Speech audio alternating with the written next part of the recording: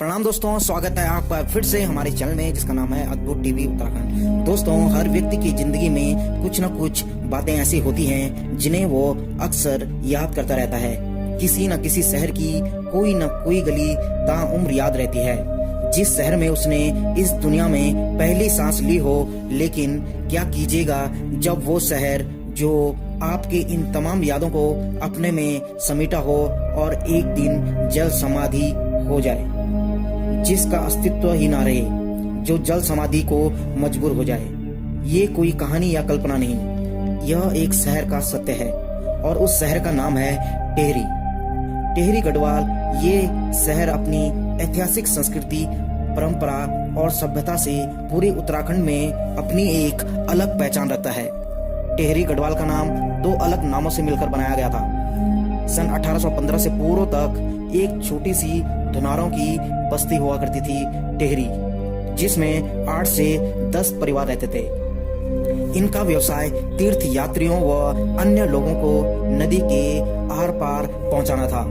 धुनारों की यह बस्ती कब बसी यह कहीं भी विस्तृत रूप से ज्ञात नहीं है, लेकिन 17वीं शताब्दी में पंवार वंशीय गढ़वाली राजा महिपत शाह के सेना नायक रिखोला लोधी के इस बस्ती में एक बार पहुंचने का इतिहास में उल्लेख मिलता है। इससे भी पूर्व इस स्थान का उल्लेख स्कंद पुराण के केदारखंड में भी है, जिसमें इसे गणेश प्रयाग व धनुष तीर्थ कहा गया है।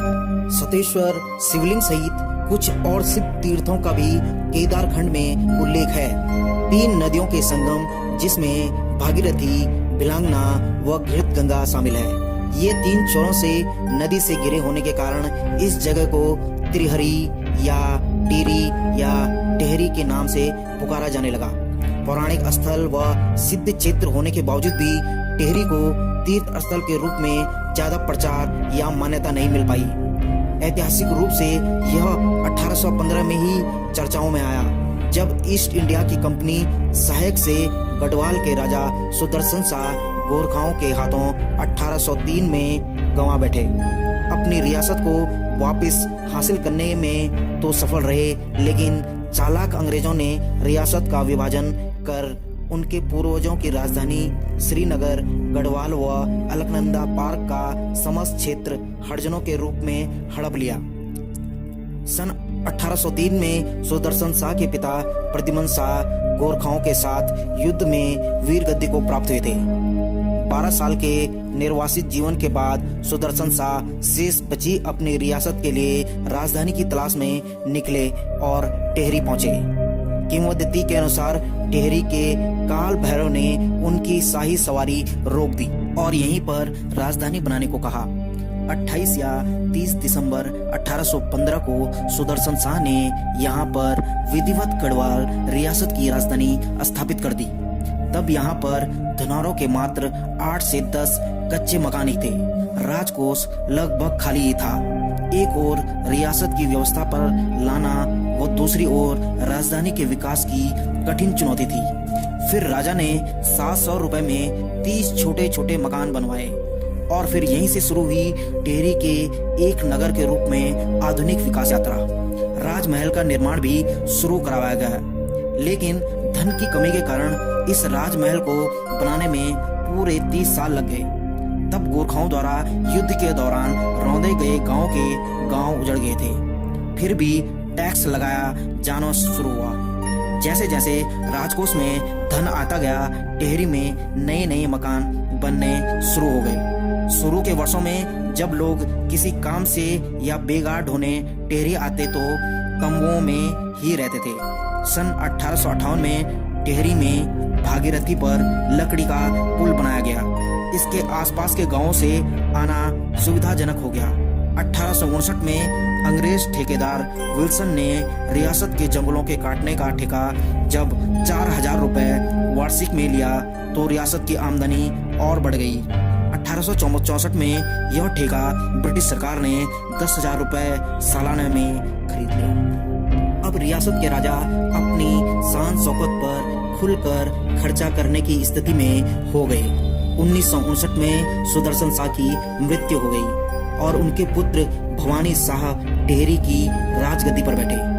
राजगद्दी पर विवाद के कारण इस दरमियान राजा परिवार के कुछ सदस्यों ने राजकोष को जमकर लूटा और भवानी शाह के हाथ शुरू से ही तंग हो गए। उन्होंने मात्र 12 साल तक गद्दी संभाली। उनके शासन में टिहरी में हाथ से कागज बनने का ऐसा कारोबार शुरू हुआ कि अंग्रेज सरकार के अधिकारी भी यहाँ से कागज खरीदने लगे। भवानी शाह के शासन के दौरान टिहरी में कुछ मंदिरों का पुनर्निर्माण किया गया व कुछ बगीचे भी लगाए गए। 1871 में भवानी शाह के पुत्र प्रताप शाह टिहरी की गद्दी पर बैठे। भिलांगना के बाएं तट पर सम्मेल तप्पड़ में उनका राज्य अभिषेक हुआ। उनके शासन में टिहरी में कई नए निर्माण हुए। पुराना दरबार, राजमहल से रानी बाग तक सड़क बनी, कोर्ट भवन बना, खराती सफराना खुला व स्थापना हुई। रियासत के पहले विद्यालय प्रताप कॉलेज की स्थापना, जो पहले प्राइमरी व फिर जूनियर स्तर का उन्हीं के शासन में हो गया। राजकोष में वृद्धि हुई तो प्रताप शाह ने अपने नाम से ही सन 1877 में टिहरी से करीब 15 किलोमीटर पैदल दूर उत्तर दिशा में ऊंचाई वाली पहाड़ी पर प्रताप नगर बसाना शुरू किया था। इससे टिहरी का विस्तार कुछ प्रभावित हुआ, लेकिन टिहरी में प्रताप नगर आने जाने हेतु भिलांगना नदी पर झूला पुल, जिसे कंडल पुल के नाम से जाना जाता था, का निर्माण होने से एक बड़े क्षेत्र रौका धारा मंडल की आबादी का टिहरी आना जाना आसान हो गया था। नदी पार के गांव का टिहरी से जुड़ते जाना इसके विकास में सहायक हुआ। राजधानी तो यही थी, फिर भी यह व्यापार का केंद्र भी बन गई थी। 1887 में प्रताप शाह की मृत्यु के बाद उनका पुत्र कीर्ति शाह गद्दी पर बैठा। उन्होंने एक और राजमहल कौशल दरबार का निर्माण कराया। उन्होंने प्रताप कॉलेज को हाई स्कूल तक उच्चीकृत कर दिया। कैम्बल बोर्डिंग हाउस, एक संस्कृत विद्यालय व मदरसा भी टिहरी में खोला गया। कुछ सरकारी भवन बनाए गए, जिनमें चीफ कोर्ट भवन भी शामिल था। इस चीफ कोर्ट भवन में 1992 से पूर्व तक जिला सत्र न्यायालय चलता रहा। 1897 में यहाँ घंटा घर बनाया गया, जो तत्कालीन ब्रिटिश महारानी विक्टोरिया की हीरक जयंती की स्मृति में बनाया गया था।